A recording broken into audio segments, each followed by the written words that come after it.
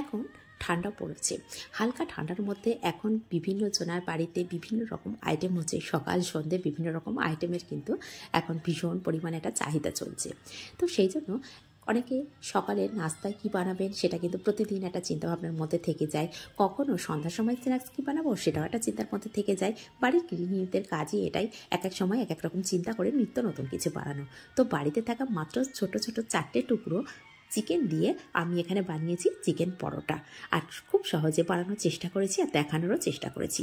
Skip না করে সম্পূর্ণটা দেখার অনুরোধ রইল যে কতটা সহজে রেসিপিটা বানানো যায়। এখানে আমি মেজারিং কাপে 2 কাপ ময়দা ব্যবহার করেছি। দিয়ে দিলাম স্বাদ অনুযায়ী লবণ আর দিয়ে দেবো ছোটো চা চামচে 2 চামচ তেল। দিয়ে সমস্ত উপকরণগুলো একটু ভালো করে মিশিয়ে নেব। ভালো করে মেশানো হয়ে গেলে এখানে একটু ভালো করে দেখুন একটু সময় ধরে ময়ান দিয়ে নিয়েছি। এই ময়ানটা দিলে না ভালো করে, যদি ময়ানটা দেওয়া হয় সেক্ষেত্রে পরোটাটা খুব খাস্তা হবে। ময়ানটাও দিতে হবে ভালো করে আর একটু সময় ধরে মাখতে হবে। তো কথায় কথায় ময়ানটা দেওয়া হয়ে গেছে। এখন আমি অল্প অল্প জল দিয়ে ভালো করে একটা ডো রেডি করে নিচ্ছি। দেখুন একসঙ্গে কিন্তু একবারে জল দিচ্ছি না, অল্প অল্প করে জল দিয়ে ডোটাকে রেডি করে নিচ্ছি। তো এইভাবে ডোটাকে রেডি করে নেওয়া হয়ে গেছে। যেমন লুচি রুটি পরোটার জন্য আমরা সাধারণত বাড়িতে সফট একটা ডো রেডি করি, ঠিক সেইভাবে রেডি করে নিয়েছি। আর এটা আমি 3 থেকে 4 মিনিট খুব ভালোভাবে এইভাবে মেখে নিয়েছি। এই যত ভালো মাখা হবে না ততটাই পরোটাটা খাস্তা হবে। তো এখন হাতের মধ্যে সামান্য একটু তেল নিয়ে নিয়েছি, ছোটো চা চামচের হাফ চামচ তেল নিয়ে নিয়েছি। নিয়ে সেটাকে ভালো করে ডোয়ের মধ্যে মাখিয়ে এখন এটাকে আধা ঘন্টার জন্য রেস্টে রেখে দেবো। যদি হাতে সময় থাকে বা অন্য কোনো কাজ করেন তাহলে এটা একটু বেশি রেস্ট পেলে তত ভালোই কিন্তু খাস্তা হবে। এখন এটাকে সাইড করে রেখে দেবো। দিয়ে পুরটাকে রেডি করে নেব।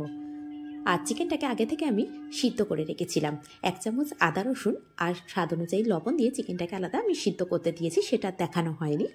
তো এখানে প্রথমে গ্যাসের উপর কড়া বসিয়ে দিলাম আর কড়াটা দিয়ে তার উপরে দিয়ে দিয়েছি ছোটো চা চামচের 1 চামচ বেসন।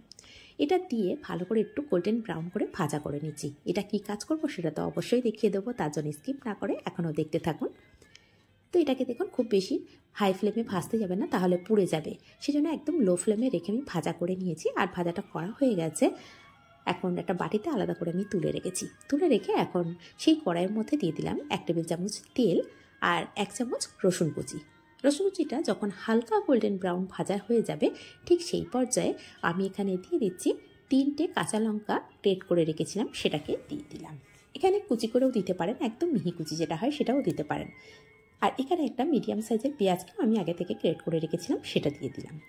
তো এখানে একদম ছোট ছোট কুচি করে দিতে পারেন। তো আমার কাছে মনে হয় পরোটার মধ্যে কুচি করা থাকলেও অনেক সময় যদি নরম ঠিক মতো না হয় সেক্ষেত্রে পরোটাটা ছিঁড়ে যেতে পারে। সেই জন্য এই সমস্তটা গ্রেট করে দেওয়ার পরে যখন ভাজা হবে না সমস্তটাই সফট হয়ে যাবে, পরোটাটা ছিঁড়ে যাওয়ার সম্ভাবনা একদমই থাকবে না। সেই জন্য চেষ্টা করবেন এইভাবেই সব কিছু গ্রেট করে নেওয়ার জন্য। তো এখানে আমি ক্যাপসিকাম দিয়েছি, হাফ ক্যাপসিকাম আর হাফ গাজর সমস্তটাই গ্রেট করে নিয়েছি। দিয়ে দিলাম স্বাদ অনুযায়ী লবণ আর দিয়ে ফ্লেমটাকে মিডিয়ামে রেখে আমি একভাবে ভাজা করছি, সেটাতে খেয়াল করলেই বুঝতে পারবেন।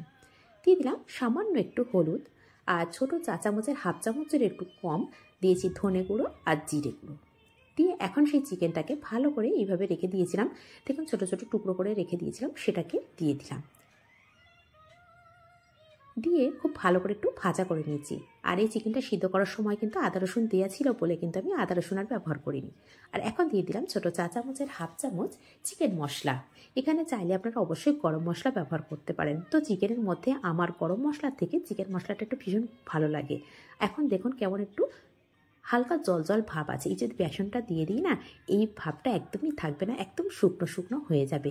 এতে করে কি হবে পরোটাটা একদম ছিঁড়ে যাবে না বা কোনো অংশে নরম হয়ে ফেটেও যাবে না।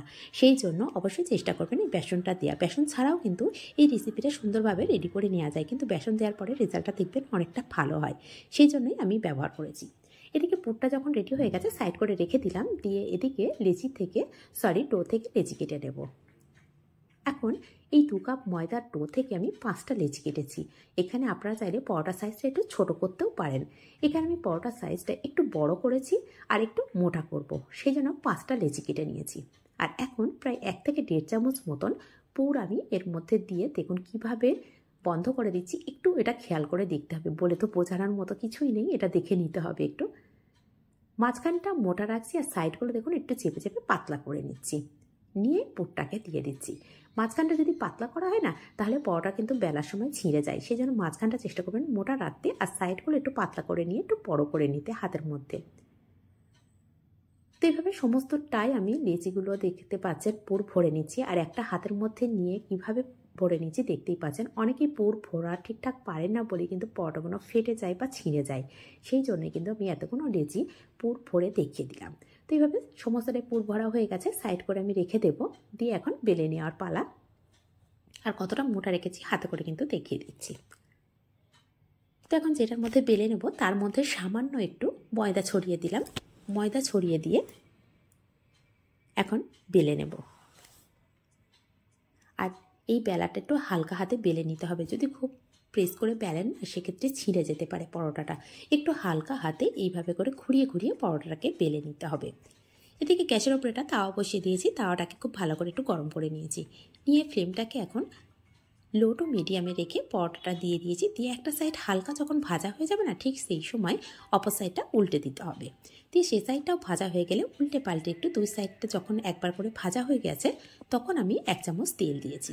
তেল দিয়ে তখন ফ্লেমটাকে মিডিয়ামে দিয়ে দিয়েছি। দেওয়ার পরে দেখুন পরোটাটা খুব সুন্দরভাবে ফুলে উঠছে। আর প্রত্যেকটা পরোটা কিন্তু খুব সুন্দরভাবে ফুলে যাবে। সেটা আমি এক ছাড়া 3টে থেকে 4টে পরোটা এইভাবে ভাজা করে দেখিয়ে দিচ্ছি যে প্রত্যেকটা পরোটা খুব সুন্দরভাবে ফুলে গেছে।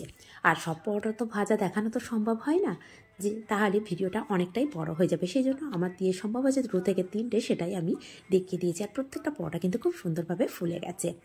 আর কি কোথা থেকে দেখছেন কমেন্ট করতে ভুলবেন না। আর রেসিপিগুলো কেমন হচ্ছে অবশ্যই কমেন্ট করে যাবেন। আর যদি সহজ লাগে রেসিপিগুলো আর ভালো লেগে থাকে, নিজেদের মানুষের কাছে অবশ্যই শেয়ার করে রাখবেন। আর ফেসবুক থেকে দেখে থাকলে পেজটিকে অবশ্যই ফলো করে রাখবেন। আর যদি ইউটিউব চ্যানেল থেকে দেখে থাকেন, চ্যানেলটিকে সাবস্ক্রাইব করে পাশে থাকা বেল আইকনটি প্রেস করে রাখবেন। যখনই কোনো নিত্য নতুন রেসিপি আমি আপলোড করব, সবার আগে পৌঁছে যাবে আপনাদের কাছে। আর রেসিপিগুলো কেমন হচ্ছে অবশ্যই কমেন্ট করতে ভুলবেন না। দেখুন প্রত্যেকটা পরোটা কিন্তু খুব সুন্দরভাবে ফুলে যাচ্ছে। আর এই সাইডগুলো না একটু চেপে চেপে দিতে হবে, এতে করে সাইডগুলো যেন কাঁচা না থাকে। আর যখন প্রত্যেকটা ফুলে যাচ্ছে তাতে তো আর কোনো কথাই নেই। ফুলে গেলে সমস্ত দিকটাই কিন্তু খুব সুন্দরভাবে ফুলে যায়, তো সেই হিসেবে কাঁচা থাকার কোনো কথাই থাকে না। দেখুন কত সুন্দরভাবে সাইডগুলো ফুলে যাচ্ছে। এইভাবে একটু চাপ দিয়ে দিতে হবে। আর এই সময় না ফ্লেমটা একটু মিডিয়াম টু হাইয়ের দিকে দিতে হবে, তাহলে খুব সুন্দরভাবে ফুলে যাবে। যদি একদম লো ফ্লেমে থাকে সেক্ষেত্রে অনেক সময় ফুলতে চায় না, সেটা খেয়াল করবেন। এখন দেখুন হাতের মধ্যে একটা পরোটা নিয়ে রেখেছি, দেখতে কতটা লোভনীয় লাগছে, খেতেও ভীষণ টেস্টি হয়েছে। যদি বিশ্বাস করে একবার হলেও বানিয়ে দেখতে পারেন যে পরোটা কতটা টেস্ট হতে পারে। এখানে একটা কেটে রেখে দিয়েছি যে পুরটা প্রত্যেক জায়গায় কেমন সমানভাবে গিয়েছে। তো এইভাবে বেসন দিয়ে পুরটাকে একবার হলেও বানিয়ে দেখতে পারেন। অনেকে ভাবছেন বেসন দিয়েই বা কী হবে, বেসনটা দিয়ে আপনারা অবশ্যই দেখতে পারেন যে পুরটা কত সুন্দরভাবে সমস্ত জায়গায় খুব ভালোভাবে যাবে। আর কোনো পরোটা ছিঁড়ে যাবে না বা ফেটে যাবে না। বেলার ক্ষেত্রেও খুব সুবিধা হবে। তাহলে আজ এই পর্যন্ত, ধন্যবাদ।